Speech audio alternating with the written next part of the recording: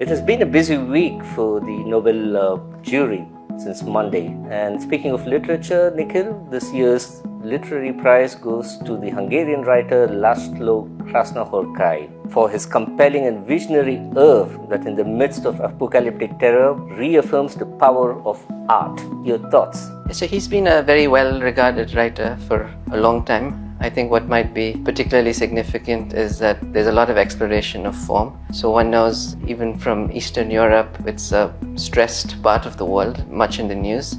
So I think he's chosen to explore that in a way that's not so obvious or commonsensical. There's been a real exploration of form. It's very searching kind of writing, not so easy to understand. One has to be patient with his works. But I think he gives us a lot of imagery, he gives us a lot of ideas. So I think as a literary work or as a literary teacher, I think it's marvelous for students also to realize that there are many ways to talk about difficult times politically, personally, spiritually. So I think it is a very fine selection. And speaking of Central and Eastern Europe, since 2004, since Hungary joined the European Union, I think Krasznahorkai becomes the second winner of the Nobel Prize for Literature. Is there something to do with Central and Eastern Europe? So it is a part of the world that's very much in the news. I think it is a frontier area between Asia and Europe. So there's no doubt that, to my mind, the Nobel Committee is very aware of this. And I think one of the smaller compensations of very stressed regions of the world often is they produce a lot of great literature. So I think there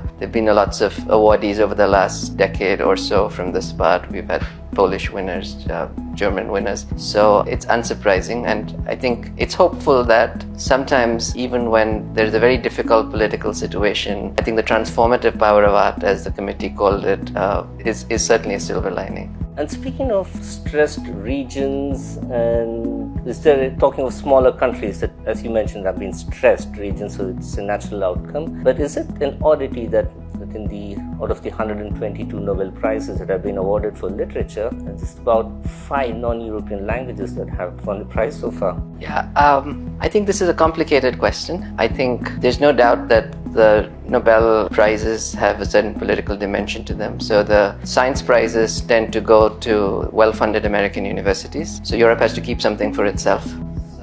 So it would be literature. So often literature and sometimes peace. And it is also a rare moment for Europe's self-image of being, multicultural and all of that. So it's curious in a way Hungary got it. And it's also when they do give it to somebody whose origins are in other parts of the world, Africa or Japan, they would rather give it to somebody who's residing in the UK or in parts of Europe or maybe the US. So I certainly think this is Europe's self-image, and they like giving awards to themselves. This is undeniable. At the same time, I think in fairness, it should be said that in India too, we, beyond just being disappointed at them ignoring 20% of humanity, South Asia as a whole, I think we should also do much more to support our writers. We should be buying their books, writing. So there's no point we forget about literature for 364 days and then there's some little bit of hand-wringing on this one day and we're disappointed. So we also have to do our part. But yes, the Europeans can also learn. I think the Man Booker, for example, has been much more open-minded and they've taken some things from there. So it's a long journey for